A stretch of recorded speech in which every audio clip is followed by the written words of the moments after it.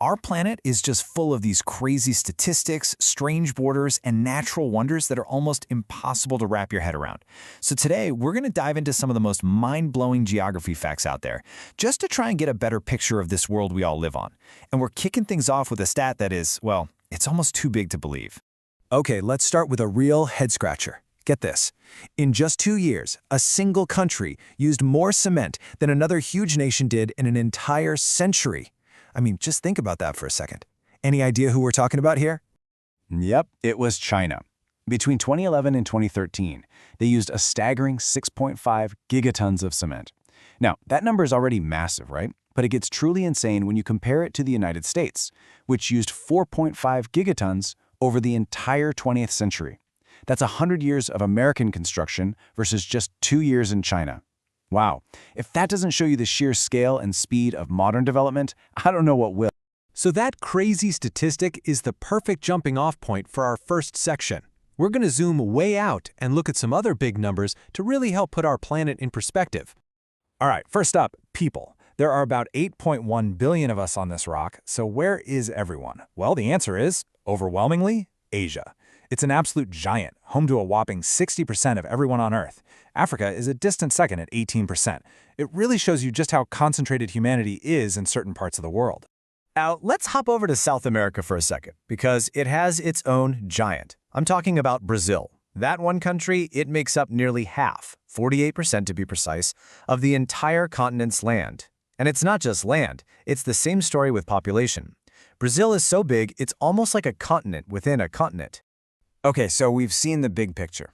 For our next section, let's zoom in a bit and focus more on the human experience and the billions of stories playing out across the globe. The story of humanity over the last couple of centuries is really a story of explosive growth.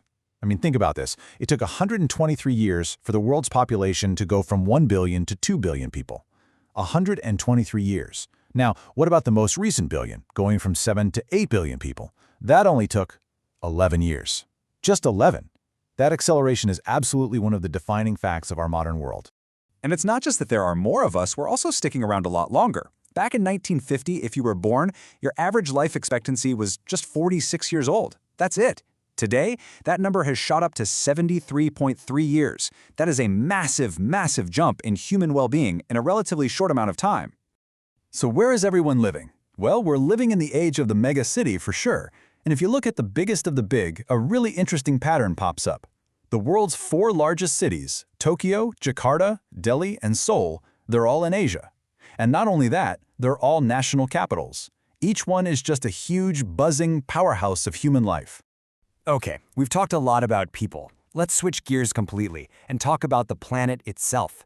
We're going to do a quick run-through of some of Earth's record holders. The biggest, the deepest, and yeah, some of the strangest stuff out there. All right, here's one that might just blow your mind. When I say pyramids, what's the first country you think of? Egypt, right? Everybody does. Well, get this. Sudan actually has more pyramids than Egypt. A lot more. We're talking around 240 of them, which is more than double the 118 or so in Egypt. How about that? It's always fun to compare what we can build with what nature can do. So we're all amazed by the Burj Khalifa, right? The tallest building in the world, an incredible 828 meters tall. But nature's still got us beat. Angel Falls in Venezuela, the world's tallest waterfall, is a staggering 979 meters high. Nature still holds the crown. And if we're talking about depth, oh man, you have to look at Lake Baikal in Siberia. Its deepest point is 1,642 meters. 1,642 meters. To give you some perspective, the tallest mountain in Great Britain could be dropped into that lake and it wouldn't even break the surface. Its peak would still be deep underwater. That's just incredible. Okay, quick geography lesson, because this word is pretty cool. An isthmus. What is it? It's basically a narrow strip of land connecting two much bigger chunks of land, with water on both sides. The perfect example is Panama. It's that little land bridge that hooks North and South America together. So we've looked at the natural world. Now let's talk about the weird ways we humans have carved it up with lines and names. It's time to dive into some of the quirks you'll find on any world map. Have you ever noticed how many country names end in stan? Afghanistan, Pakistan, Kazakhstan. Well, stan is a Persian suffix that just means land of. And it turns out there are 7 of them, and they're all clustered together right there in Central and South Asia. Here's a fun little piece of trivia for you. Go ahead and try to think of a country that starts with the letter W or X. Can't do it, right? That's because out of all the officially recognized countries in the world, not a single one starts with W or X. Weird, right? Next up is a really strange geographical setup, the enclave country. So what's an enclave? It's a country that is completely 100% surrounded by another country. And there are only 3 of them on the entire planet. You've got Vatican City and San Marino, which are both inside of Italy, and then there's Lesotho, which is completely wrapped by South Africa.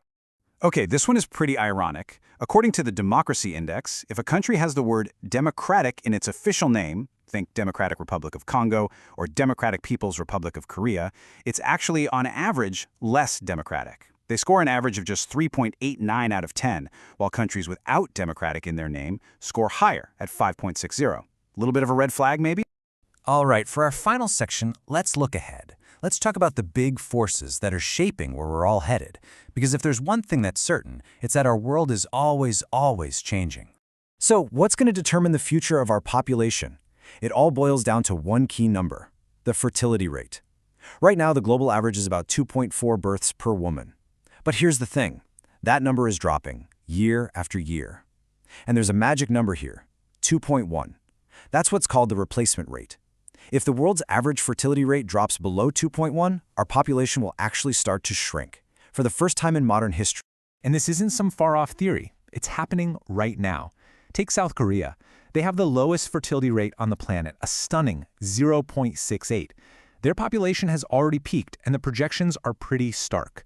They're expected to go from almost 52 million people today down to just 36 million by the year 2070. That's a huge drop.